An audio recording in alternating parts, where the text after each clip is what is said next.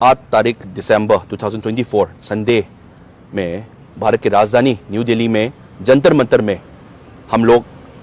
प्रदर्शन करने वाले हैं, सिट इन प्रोटेस्ट करने वाले हैं, क्योंकि 2 साल जो होने वाला है, क्राइसिस हो रहा है। अभी हाल ही में 3 महिला और 3 बच्चे को बुरी तरीके से मारा गया। लईमखोंग एक जगह पे हाल ही में एक बंदा जो कसार से मणिपुर में काम कर रहे थे, आर्मी कैंप से उसको गायब कर दिया गया। मैं खुरुमजरी लाकलिबा दिसंबर की तांग 9 संडे नुमिता न्यू दिल्ली दा जंतर मंतर दा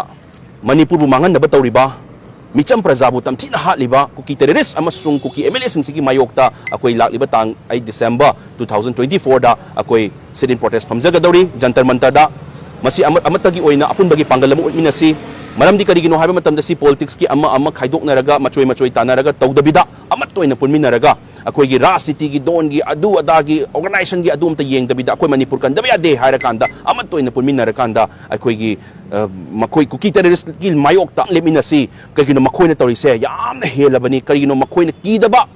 कीबा अखंबा म याउदबा मखोइन तौनिबदा तौबा यारे खंबा मखोइगी मनिंगदा अखोइगी एमएलए लई अखोइगी मिनिस्टर लई अखोइगी मिनिस्टर लई हैना इंटरव्यू दबो फोंगना मिचम